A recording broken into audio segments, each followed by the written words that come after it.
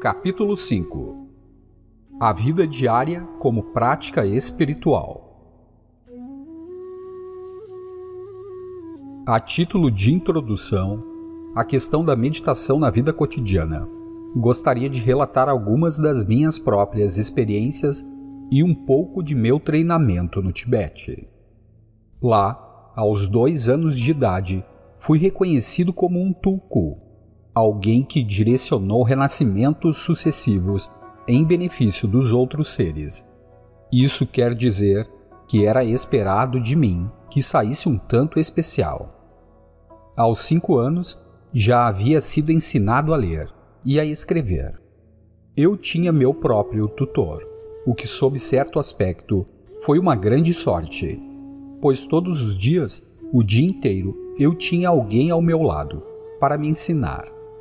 Por outro lado, sempre que eu cometia um erro ou esquecia uma lição, ouvia o zunir do chicote. Mesmo enquanto criança, na primeira idade, vi-me exposto a ensinamentos espirituais profundos, quer em grupo, quer particularmente com meu tutor. Estudei a natureza da verdade absoluta e da verdade relativa, e foi então que encontrei pela primeira vez a verdade da impermanência.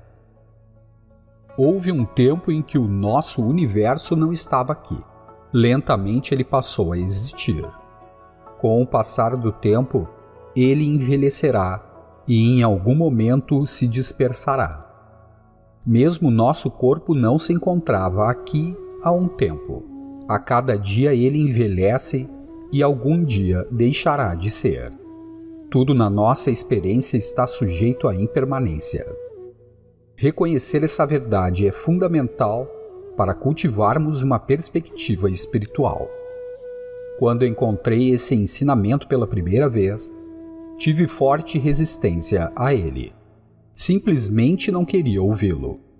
Eu pensava, sim, é claro, as estações mudam, as pessoas mudam, as vidas mudam, e daí? Não dei tanta atenção a ele. Porém, ao chegar aos 9 anos, depois de ter ouvido esse ensinamento repetidas vezes, havia começado a contemplar a impermanência, adquirindo então alguma compreensão da sua natureza. De início, compreender a impermanência não mudou as coisas para mim, de maneira drástica. Passei a sentir apenas um pouco menos de possessividade, um pouco menos de desejo e apego pelas coisas da vida às quais normalmente nos prendemos. A mudança foi muito sutil e se assentava na compreensão de que as coisas não eram exatamente tão reais quanto antes pareciam ser. Essa mudança de perspectiva foi de enorme ajuda na ocasião em que minha mãe faleceu, quando eu tinha somente 11 anos de idade. Também ajudou quando eu estava com 12 anos e meu irmão morreu. E aos 13, quando meu querido protetor e professor teve que partir. Essas experiências de morte e separação não foram fáceis, mas a mudança de percepção que veio com a contemplação da impermanência tornou-as menos insuportáveis. E mais tarde, essa perspectiva auxiliou-me quando tive que enfrentar a perda de meu monastério e de meu país. Aprendi que quanto mais apegados nós somos a nossos bens e relacionamentos no mundo, quanto mais importantes e necessários pensamos que são, tanto mais dor vivemos quando deixam de existir. Só por essa razão é crucial contemplarmos a impermanência. também é muito importante compreender a sorte que é ter um corpo humano. A maioria de nós toma a existência humana de forma ligeira, sem valorizá-la o suficiente. Nós nos tornamos insensíveis à alegria natural, que é ter uma forma humana. Possivelmente nem todos têm o olho da sabedoria, mas aqueles que o têm nos falam de outros planos de experiência além do nosso. No entanto, a maior de todas as oportunidades é encontrada no nascimento humano. Em outro plano, podemos vir a ter um corpo que seja aparentemente mais prazeroso, mas nunca seremos capazes de realizar tudo o que está ao nosso alcance como seres humanos. Simplesmente não teremos capacidade para isso. Algumas vezes, as pessoas deixam de se dar conta da oportunidade incomparável que têm, porque suas vidas são decepcionantes ou muito exigentes, e elas perdem interesse em fazer uso de suas capacidades humanas. Isso é um grande erro. As oportunidades que este corpo oferece, neste exato momento, são grandes demais para deixarmos passar por causa de percepções ou dificuldades. É como se você tivesse tomado uma canoa emprestada para cruzar um rio e, em vez de usá-la, de imediato, se delongasse esquecendo-se de que ela não era sua e havia apenas sido cedida a você. Se você não a aproveitar enquanto a tem, nunca irá atravessar o rio, pois mais cedo ou mais tarde a canoa emprestada será tomada de volta, a oportunidade perdida. Este corpo humano é um veículo raro, e nós precisamos usá-lo bem, sem demora. A finalidade mais elevada de um nascimento humano precioso é o progresso espiritual. Se não formos capazes de cobrir grandes distâncias, pelo menos podemos fazer algum avanço. Ainda melhor, podemos ajudar os outros a progredir. Como o mínimo dos mínimos, não devemos fazer os outros sofrer. O nosso tempo na vida não é muito longo. É como um piquenique num domingo à tarde. Só olhar o sol, ver as coisas crescerem, respirar o ar puro, já é uma alegria.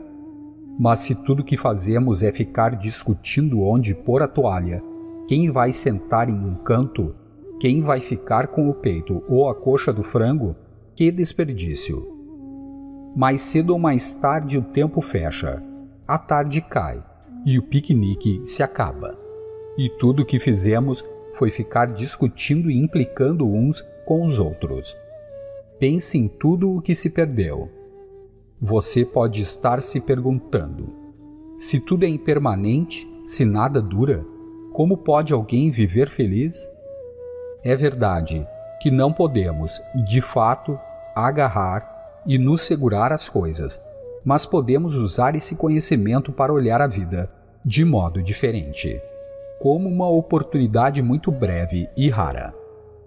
Se trouxermos à nossa vida a maturidade de saber que tudo é impermanente, vamos ver que nossas experiências serão mais ricas, nossos relacionamentos mais sinceros, e que teremos maior apreciação por tudo aquilo de que já desfrutamos.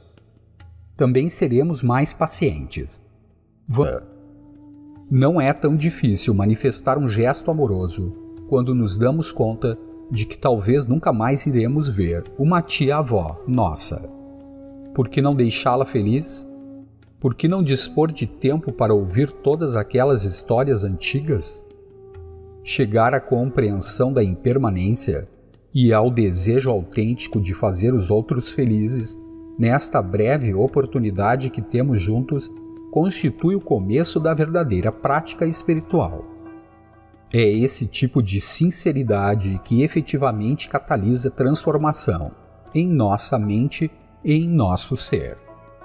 Não precisamos raspar a cabeça, nem usar vestes especiais. Não precisamos sair de casa, nem dormir numa cama de pedras. A prática espiritual não requer condições austeras. Apenas um bom coração e a maturidade de compreender a impermanência. Isso nos fará progredir. Se apenas exibirmos a nossa espiritualidade, queimando o incenso correto, sentando na postura correta, dizendo as palavras corretas, corremos o risco de nos tornarmos mais orgulhosos. Esse tipo de falsa prática em nada ajuda a nós ou aos outros. O objetivo da prática espiritual não é fazer crescer. Podemos nos sentir inspirados. Escutar essas verdades nos aquece por dentro, nos deixa alegres, mas é um pouco como cobrir com um remendo um buraco em nossa roupa. Se não costurarmos bem o remendo, logo logo ele vai começar a cair e o buraco aparecerá novamente. É aí que nos deparamos com a contemplação e a meditação. Muito embora possamos ser inspirados e tocados pela simplicidade e pela profundidade de uma visão espiritualizada da vida, ainda assim, nossos hábitos são muito arraigados e continua sendo difícil para nós lidar com o mundo. A prática eficaz requer uma reiteração constante daquilo que sabemos ser verdade. Meditação é o processo pelo qual damos um ponto depois do outro. Nos recordamos, vez após vez, das verdades mais profundas: impermanência, amor, bondade, até que o remendo fique preso de modo tão firme que se torne parte do tecido e reforce toda a roupa. Então, não somos mais abalados por circunstâncias externas. Há um tipo de desenvoltura que aparece quando compreendemos a natureza ilusória da realidade, quando entendemos a qualidade onírica da vida, essa impermanência que tudo permeia. Ao mesmo tempo que ela é, ela não é, e um dia vai deixar de ser por completo. Isso não quer dizer que negamos o nosso envolvimento com a vida, mas não a tomamos tão a sério. Nós a encaramos como menos esperança e menos medo. Então, seremos como o adulto que brinca com a criança na praia. Ele não sofre como arraigados, muito autocentrados, precisamos cultivá-la, que vem quando as coisas a que dão valor inevitavelmente se perdem. Por 12 anos, um dos maiores estudiosos e praticantes da Índia, Atisha, estudou muitos textos, coletâneas enormes de ensinamentos e comentários sobre a doutrina do Buda e as realizações dos grandes lamas. Depois de seus anos de estudo, chegou à conclusão de que, sem exceção, todos os métodos, e o Buda ensinou 84.000 métodos para propiciar a transição da mente ordinária para a extraordinária, se resumiam em um ponto essencial: a bondade do coração. Quando estamos meramente falando de pureza de coração, ela parece simples, mas em momentos difíceis não é tão fácil de ser mantida.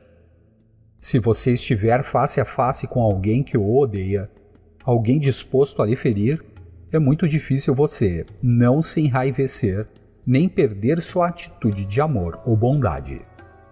Foi-nos ensinado pelo Buda e pelos seres de sabedoria infalível, que conhecem todas as causas e condições do passado, presente e futuro, que todos já tivemos incontáveis vidas.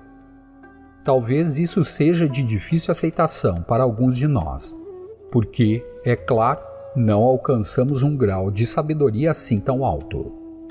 Não sabemos de onde viemos antes de nascer, nem para onde iremos depois de morrer.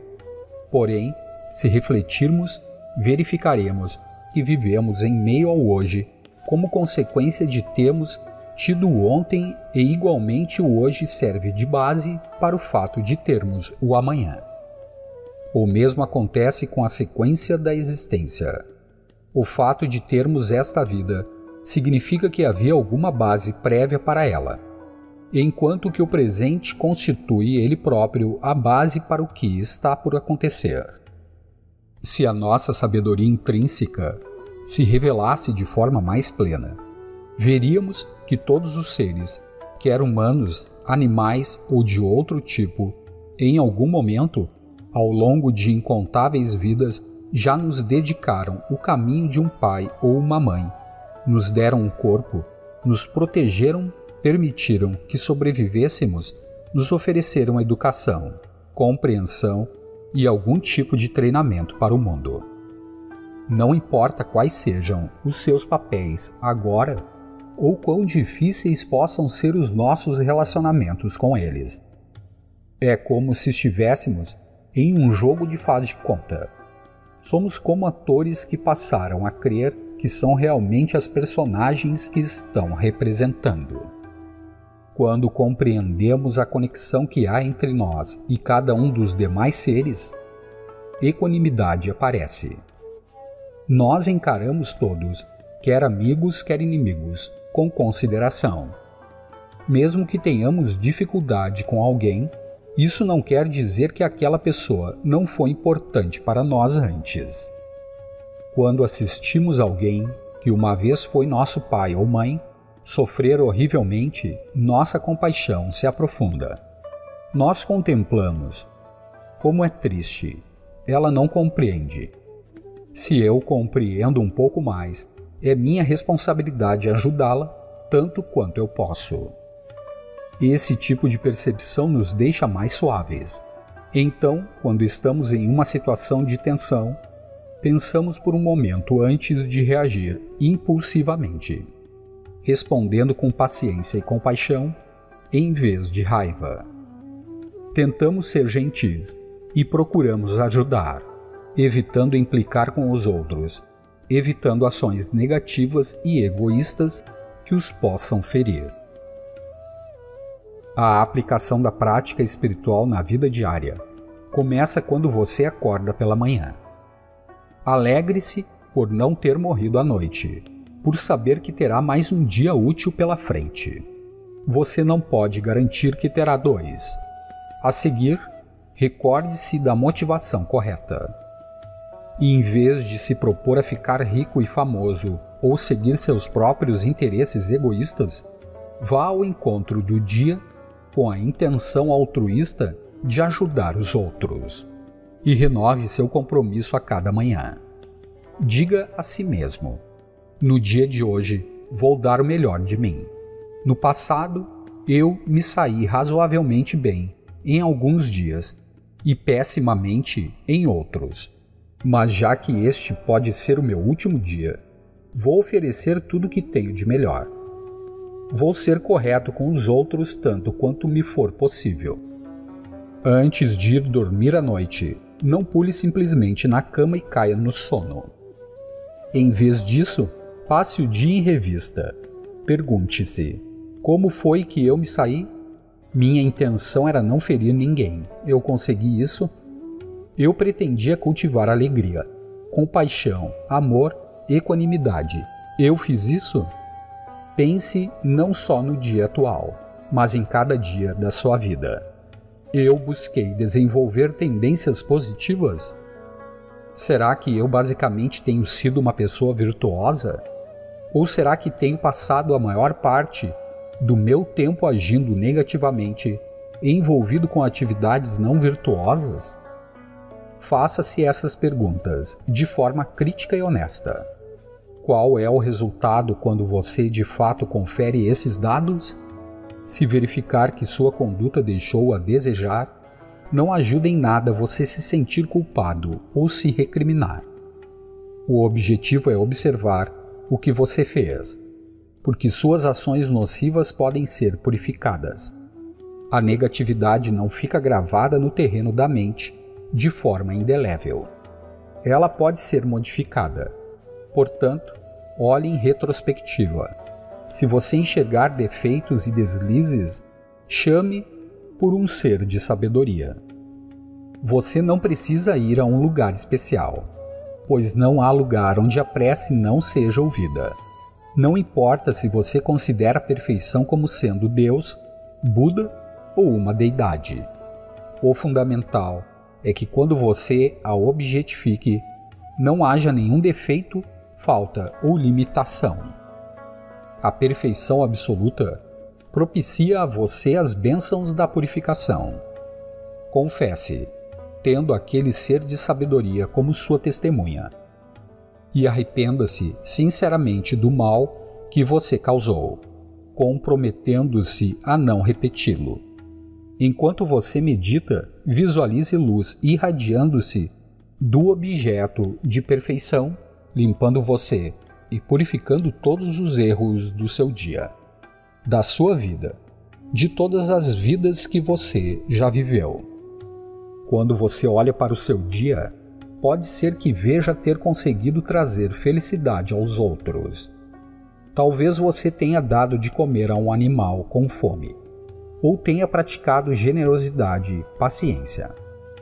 Em vez de parar por aí, resolva fazer ainda melhor no dia seguinte. Cultivar uma atitude de maior habilidade, maior compaixão em suas interações com os outros. Dedique a energia positiva, criada por suas ações, a todos os seres. Sejam eles quem forem, seja qual for a condição em que se encontrem, pensando: possa esta virtude aliviar o sofrimento de todos os seres. Possa ela lhes trazer felicidade no presente e no futuro. Durante o dia, verifique como está a sua mente. Como está sendo o meu comportamento? Qual é a minha real intenção? Você não pode realmente conhecer a mente de uma outra pessoa. A única que você conhece de verdade é a sua própria.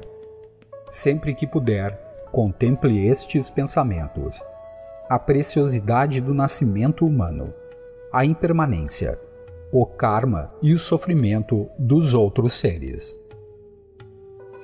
Na prática da meditação, no cotidiano, trabalhamos com dois aspectos da mente: sua capacidade de raciocinar e conceitualizar, o intelecto, e a qualidade que está além do pensamento, a natureza não conceitual e ilimitada da mente. Utilizando a faculdade racional, você contempla. Depois deixe a mente repousar. Pense e então relaxe. Contemple e então relaxe. Não use um ou o outro exclusivamente, mas ambos em conjunto, como as duas asas de um pássaro. Isso não é algo a ser feito apenas quando você está sentado numa almofada. Você pode meditar assim, em qualquer lugar, enquanto guia seu carro, enquanto trabalha. Não há necessidade de objetos especiais, nem de um ambiente especial. Essa meditação pode ser praticada em todas as circunstâncias da vida. Algumas pessoas pensam que, se meditarem por 15 minutos a cada dia, deverão estar se iluminando em uma semana e meia. Mas as coisas não funcionam assim. Mesmo se você meditar e rezar e contemplar durante 1 hora por dia, isso representa 1 hora em que você medita contra 23 em que não medita. Quais seriam as chances de uma pessoa contra 23 num cabo de guerra? 1 puxa para um lado, 23 para o outro. Quem vai ganhar? Não é possível mudar a mente com 1 hora de meditação diária. Você tem que prestar atenção a seu processo espiritual ao longo de todo o dia, enquanto trabalha, joga, dorme. A mente precisa estar sempre se direcionando para a meta final da iluminação. Quando você está imerso nas coisas do mundo, conserve sua mente naquilo que está fazendo. Se estiver escrevendo, mantenha sua mente na caneta. Se está costurando, concentre sua mente em cada ponto. Não se deixe distrair. Não pense em 100 coisas ao mesmo tempo. Não fique viajando no que aconteceu ontem ou no que pode acontecer no futuro. Não importa tanto qual seja o trabalho, quando você concentra sua mente e fica com aquilo que se propõe a fazer. Permaneça bem junto dele, procurando estar confortável em relação ao que está fazendo. E desse modo, você treinará a sua mente. Sempre se observe de forma minuciosa. Reduza os pensamentos, palavras e comportamentos negativos. E aumente aqueles que são positivos. Pense com cuidado e constantemente refaça seu foco, pois você pode ficar com a mente nublada muito facilmente. O que a meditação produz é um constante recolocar do foco. Você tem que trazer de volta a atenção pura, vez após vez, e então relaxe a mente para permitir um reconhecimento direto e sutil daquilo que está além de todo pensamento. Há, evidentemente, centros estabelecidos onde você pode ouvir os ensinamentos do Buda. Lugares onde você é exposto a uma visão de mundo diferente, onde você pode meditar e contemplar em um ambiente no qual outras pessoas estejam fazendo o mesmo. É difícil progredir sozinho. Difícil mudar se você ouve os ensinamentos apenas uma vez. É muito útil visitar esses centros, mas independentemente de conseguir ou não fazer isso, você precisa costurar o remendo da sua roupa com um cuidado que requer constante atenção, constante escuta e aplicação dos ensinamentos, vez após vez. Não acontece com rapidez, mas a mente pode mudar. Houve uma vez um homem na Índia que decidiu medir seus pensamentos. Isso não é fácil, pois, embora uma pessoa possa estar determinada a observar seus pensamentos, muitos escapam. Aqueles que não são vistos enquanto passam, que vêm e vão sem percebermos. Ainda assim, ele depositava uma pedrinha branca para cada pensamento virtuoso e uma preta para cada pensamento não virtuoso. De início,